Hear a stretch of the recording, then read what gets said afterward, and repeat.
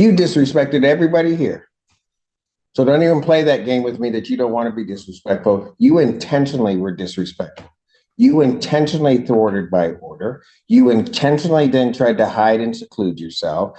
You were disrespectful, allegedly, to the police when they showed up, told you had a warrant, you take off.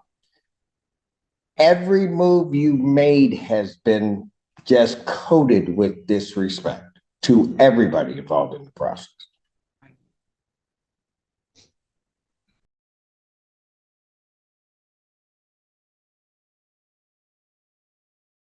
All right, folks, buckle up.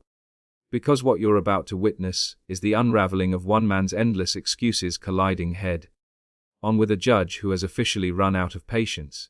This is the case of Mr. Cummings, a defendant who's been dodging probation requirements, piling up warrants, and somehow still asking for mercy. On one side, you've got a judge who's trying to give chance after chance. On the other, you've got a man who claims work, family, and bad luck kept him from fulfilling basic obligations. But here's the kicker. This isn't just about late payments or missed classes. We're talking multiple violations, failed rehab, community service undone, and even a fresh domestic violence case on top. And when the police came knocking, he ran. So here's the big question. Is this just a desperate father begging for another shot, or a pattern of manipulation finally catching up with him? Stick around, because as you'll see, the judge is about to cut through every excuse like a hot knife through butter. Mr. Cummings. Cummings, please state your name for the record. Good morning, Your Honor. D'Amico Cummings for the record. Please declare on behalf of probation, Your Honor, Mr. Cummings is before the court for a violation of probation hearing. Mr. Cummings did have a prior VOP hearing on June 12th. At that date, the court had ordered him to serve 10 days in jail for his violations to date. Mr. Cummings failed to report to the jail as the court ordered him to do that, and the bench warrant was issued. He has been since picked up on the warrant, has been in custody. At this time, Mr. Cummings is still in the same situation he was on June 12th. He still has a balance of $1,255. He's made no payments to the court. Let's pause here. Did you catch that number? Over 200 in unpaid fines, a failed driving rehab program, and not a single hour of community service completed. That's not a minor slip. It's a complete disregard of probation terms. And notice how the prosecutor lays it out: stacked violations, plus a brand new domestic violence case. This isn't just about money. It's about someone repeatedly showing the court that rules don't apply to him. Question for you guys. If someone ignores every single condition of probation, should the court really consider giving them yet another chance? Drop your thoughts in the comments. He failed to complete the level 2 driver rehab program, failed to complete 100 hours of community service. He has another new pending case since June 12th, an alleged R&O, date of offense, July 22nd, 2024. He does have a PCC on August 1st in that case. So the court is also aware Mr. Cummings does have another pending case on 14B. It is a domestic violence case. He goes for sentencing on that on Monday. That is not a violation of this case. It happened prior to his sentencing. However, he also, in that case, has a bond violation as he violated the no contact order in that case. That will be addressed at their sentencing hearing as well. Mr. Cummings, in this case, Your Honor, it started as a felony case. We did get him sentenced in it. However, prior to all of that, getting him to sentencing in January, he had multiple failure to appears before this court. He continues not to follow court order. Given that he has demonstrated that he does do probation is recommending that he serve 365 days in jail, credit for 85 days that he served to date, to serve the balance, that he complete the in-jail MRT program with the court to consider early release upon his completion with that, and that he be discharged from probation without improvement with and waiving remaining terms, accepting his financial obligations. You know, I did have a lengthy conversation with Mr. Cummings yesterday. He does admit that he messed up on probation. So he admits to these violations. Yes, except for the pending cases for obvious reasons. Understood. He, frankly, he wants to ask the judge for mercy in this situation. Here comes the human angle: a 5-year-old son, a baby on the way, and long night shifts at Amazon. His defense is leaning hard on sympathy, painting him as a struggling father who's just overwhelmed by responsibilities. And let's be real, those are heavy burdens. But here's the twist. Responsibility isn't an excuse to break the law. Millions of parents juggle work, kids, and bills without stacking up violations. This is where the audience divides. Do you see a hard-working dad stretched too thin, or someone who keeps weaponizing his personal life to dodge accountability? He would like for his probation to be reinstated. He said he is willing to comply with probation, and get done what he needs to do. However, he does want to take responsibility for not doing what he needs to do over the past couple months. So, when I asked him what's been going on, he kind of gave me a litany of things. He cares for his 5-year-old son, who is going to kindergarten in the fall. He also has a baby on the way. His partner to the 14th, but really the baby can come any day. Those two things, as well as his job, he's working Amazon night shift, 40 hours a week, essentially distracted him from taking care of what he needs to do on this probation. He does live with his mother and his partner, as well as his children, so he does have a support system.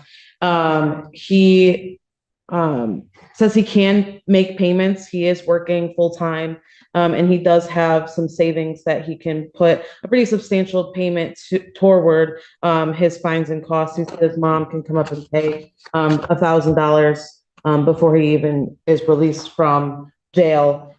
He mentioned to me that he has been successful in other probations, and thinks he can be successful here if the court is willing to give him another chance. How'd he get picked up on this warrant? The police came to your apartment for an unrelated matter.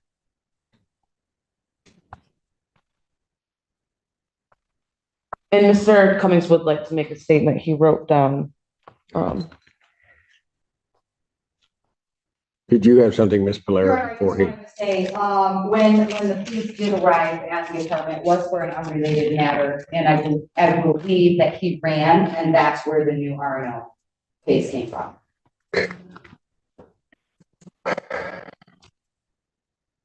Go ahead.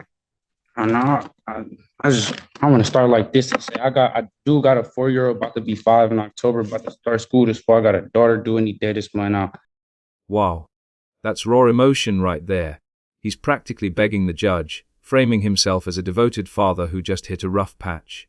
Notice how he even brings up enrolling in programs like Michigan Reenters and paying for classes in advance. But hold on, talk is cheap in court. The judge is looking at hard facts, zero progress on probation requirements. And here's where courtroom drama gets real. Judges have to decide if these emotional speeches are genuine cries for help, or just polished performances to avoid jail. Let me ask you, if you were the judge, would this plea sway you, or is it just another excuse layered in emotion? I was working a night shift at Amazon, 40 hours a week, 10 hours and 30 minutes a day.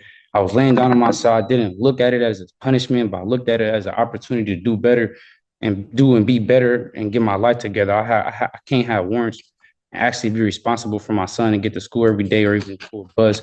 Please don't punish me or revoke my probation. I think y'all can actually help me do and be better. I signed up for Michigan Reenters to try to get back in school and see what college is like, even though it seemed like I haven't been trying. That's something me and my probation officer spoke about. I can and I'm willing to do extra classes like MRT free and on probation. I'll pay to start my driving class before I'm even released if considered.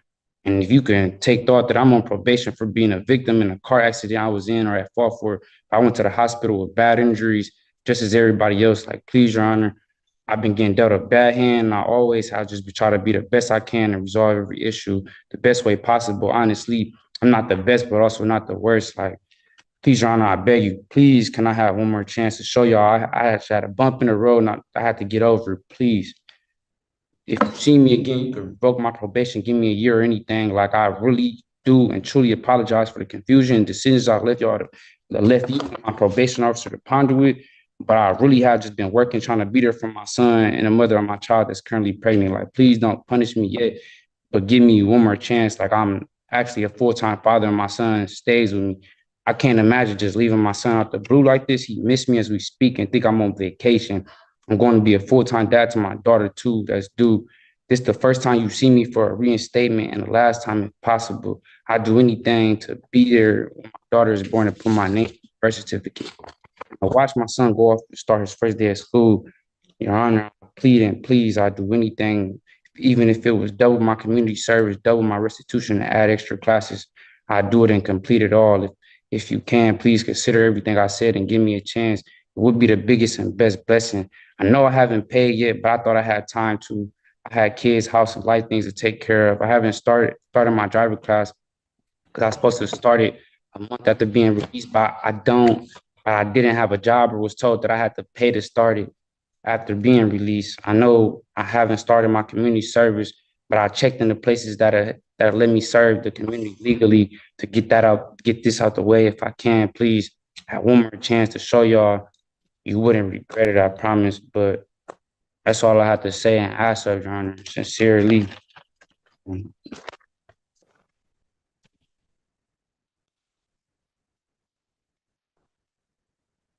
Cummings, here's my problem. On September 13th, you were set, well, before that, I think I took your plea. You were supposed to appear for sentencing. Actually, I didn't take your plea. Looks like it was taken by another judge. But anyway, you were supposed to appear for sentencing. You were supposed to do a PSI with the probation department. This was back in September 2023. And here's the judge dropping receipts. We're not talking about one slip up. This dates back to September 2023. Multiple missed hearings, ignored PSI reports, and failure to comply with probation orders. The judge even bent over backwards in January, giving Mr. Cummings yet another chance. This isn't a first offense. It's a pattern of disregard. Think of it this way: probation is like the court saying, "We'll trust you to do right without jail." Break that trust enough times, and the system has to draw the line. What do you think? Has that line already been crossed here? And you don't do any of that. And I have to issue a bench warrant. Somehow or another, it looks like that may have gotten set aside in January. And then I adjourned your sentencing January 9th. We had to somehow or another find you from September to January. And then on January 9th of 2024, I adjourned your sentencing. It was adjourned by probation to January 24th, 2024. You show up on January 24th and they give you a sentence. Relatively straightforward sentence. You were in custody at the time. And I laid out everything that you needed to do. That was in January. You really don't do anything on probation that I ordered you to do. So then you show up June 12th of this year on a violation of probation hearing. And at that time, and I think you were on Zoom, you were out. We told you the things that you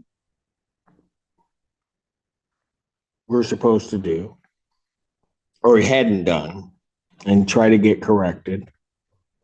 And at that point, I kind of just sent a warning shot to you and told you, you got to do these things.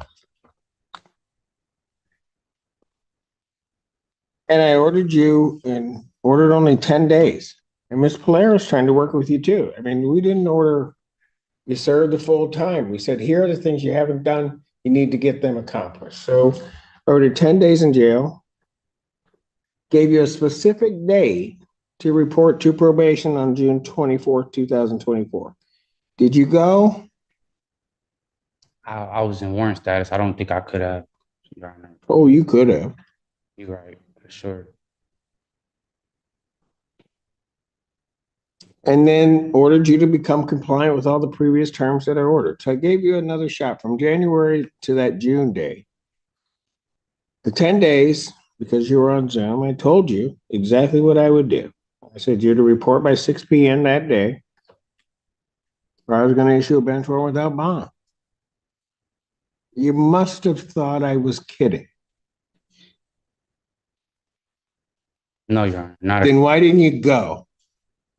I didn't make it by 6. I knew the deal could have been off the table, but I definitely was not thinking you was joking. Why did you not turn yourself in then? And I was You trying want me to give you another chance, please. and you did nothing. This moment is brutal. The judge flat out says it, you did nothing, and the key word here is accountability.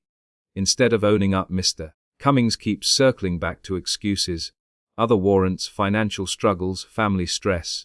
The judge isn't buying it, because probation isn't about perfection. It's about showing effort. You don't have to get everything right, but you have to try. And by the judge's eyes, he hasn't even scratched the surface. Question for you guys, do you think excuses ever matter in court, or is effort the only thing that counts? I could complete this probation.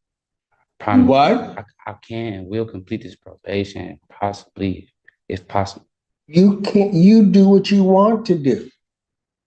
I'm gonna speak When did you get picked up on this one? about 20, if I'm not mistaken. July 20th. Okay. So between June 12th, when I ordered you to report to the jail, and that day you got picked up, what were you doing to correct this? I was trying to work, make sure I had some money, so if I had other bonds. But I do apologize, and I can't say this, Your Honor. Here's my problem. You're apologizing because you got caught. You were, if those police had not come to your door that day, I still wouldn't be seeing you. Yeah, I probably would have turned myself in still. When?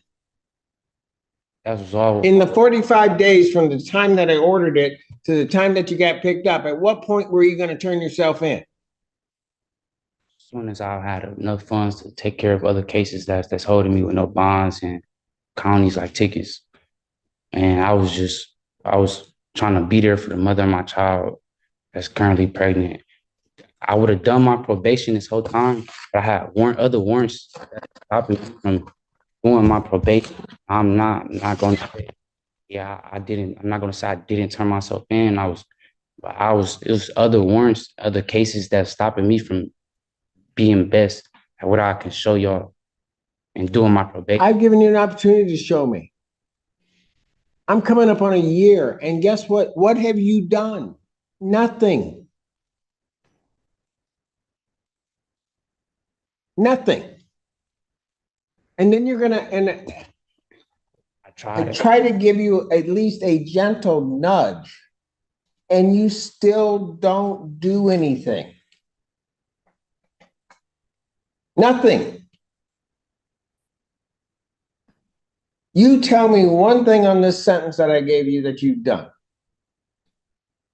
It was my first time. Tell me one thing you did. I checked in. It was hard. I mean, I did check in, do the non-report. Why is it that you just can't say, Judge, I did nothing? I did nothing. Because I'm looking right at it. You did nothing. You're right, Your Honor. You right. Everything with you is an excuse. No excuses as a man. That's what I was taught. So I don't try to make excuses, honestly. You've made excuses since the time you first started talking.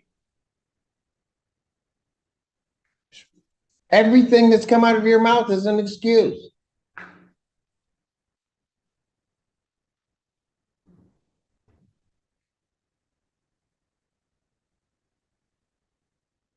I sit here and I give you a chance to do it. We wait 6 months, correct something. Anybody that is on probation in my court, if and I feel bad sometimes for Miss Polera, but she doesn't mind doing it. If you're having problems, you'll walk in, you talk to her. And this is where the judge's patience snaps. You thought this was a game. Ouch. That line cuts deep, because it's the heart of the issue. Respect. Court orders aren't suggestions, they're obligations. By running, by dodging, by piling up excuses, Mr. Cummings turned this into a cat and mouse chase. Judges deal with hundreds of probationers, but the ones who end up in trouble are often the ones who treat the process like a joke. And here's the kicker: once a judge feels disrespected, leniency goes out the window. But you wouldn't even do that. You thought this was a game. You thought when you looked me in the face on Zoom and I told you when to report that I was just kidding.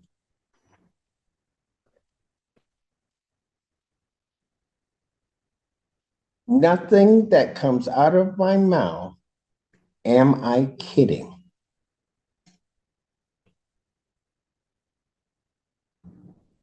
I told you to report. I told you when to be there. And I told you how long you'd be there. And I told you what I would do if you didn't report. And so you know there's a bench warrant out for you. Because at least you took me for real on that I was going to issue a bench warrant. So when the police show up, what do? You don't even say at that point, I got to deal with this. You take off running. Allegedly, I guess we'll say at this point. And where was that going to get you? Got you right here. And after all that, Mr. Cummings, you want me to believe anything that's coming out of your mouth that doesn't resemble an excuse.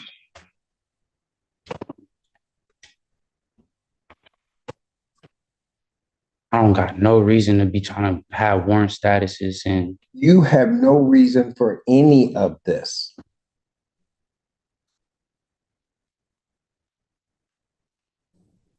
Everything that has happened that's bad in this case is no one's fault but yours.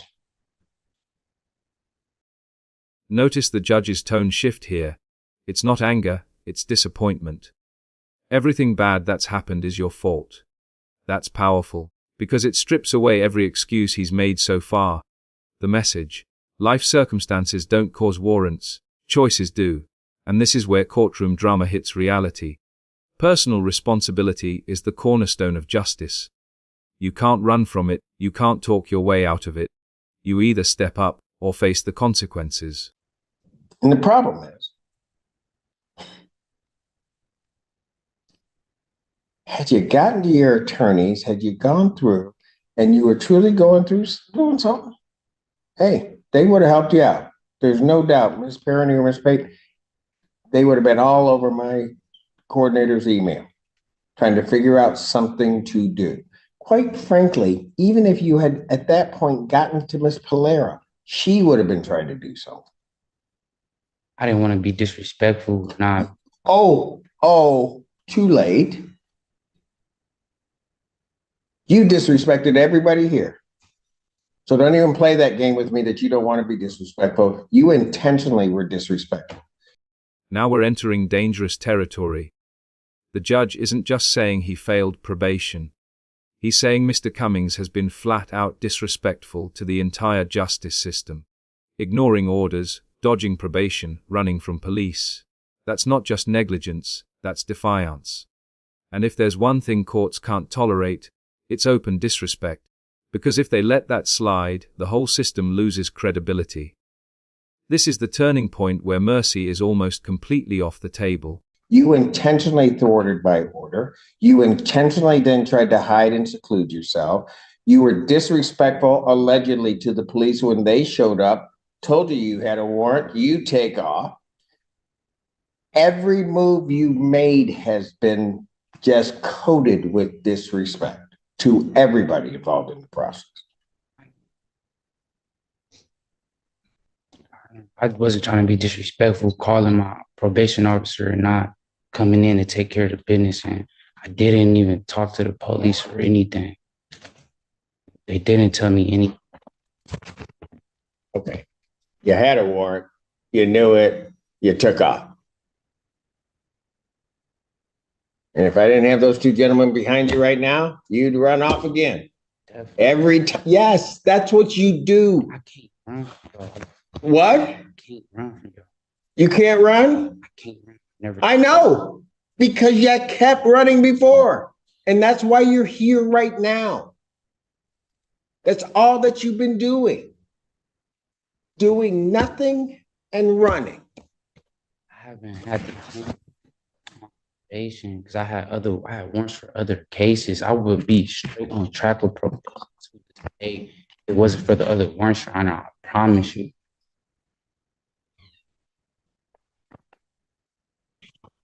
So you're telling me you weren't doing probation because you had warrants? Yeah, why'd you have warrants? That's the Why'd you have warrants? Because you hadn't done what you were supposed to do before. They wanted me to turn my all type of. Your Honor, if I didn't have other warrants, I'd be straight on track with probation. Why would Miss Polaire is a good lady? I know you don't try to be as hard as you do or want to be, but oh, I don't. Mr. Cummings, I do not want to send you y'all to jail. are not Mr. Cummings, I do not want to send you to jail. I do not like sending people to jail. I try to bend over backwards to give people the opportunity. And here comes the final nail. The judge lays it all out. I tried everything. Warnings, short jail stints, second chances, and you gave me nothing in return. This is what probation failures look like in real time. When someone squanders opportunity after opportunity, the court eventually says enough is enough. It's a powerful reminder. Judges don't enjoy sending people to jail, but they will when trust is broken beyond repair. Let's hear from you. At this point, do you think jail time is the only option left? When you need a nudge, and I may have to do a little bit of time, I do a little bit of time, trying to at least get your attention, get you back on track. All of those things, every one of them, I've tried with you. And you've done nothing. I don't even have anything in the sentence I gave you the beginning of this year. I have nothing that I could point to say you did or tried to do something. I have nothing. That's what's off paper. I have nothing. Get it. I'm sure if it was You could have, no, you, Mr. Cummings, understand this. Your promises are no good to me. Your promises are no good. Can I say one thing? I wouldn't have this warrant for probation if I didn't have the other warrants. That's how my probation. And I wasn't communicating with y'all or doing what I was supposed to do or should I have been. But that's not me though. I've completed a probation before I could do and complete this. You still got warrants.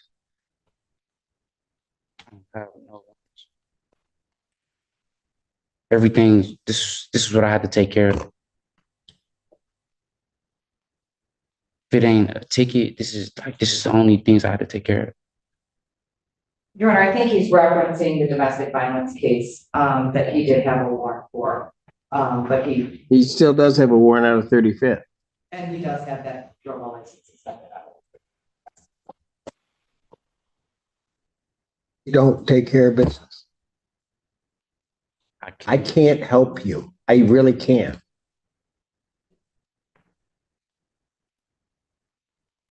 So there you have it. A case that began with chances for redemption has ended in complete collapse. Mr. Cummings stood before the court with every opportunity to turn things around. Probation, reduced sentences, financial flexibility, but chose excuses and avoidance instead. The judge's frustration wasn't just about one case, but about a pattern of disregard that disrespected the entire system. The takeaway: in court, effort matters more than words. Excuses don't pay fines, and running from responsibility only runs you into a cell. If you found this case as shocking as we did, make sure to hit that like button. Share your thoughts in the comments, and don't forget to subscribe for more jaw-dropping courtroom breakdowns. Trust me, the next case is just as wild.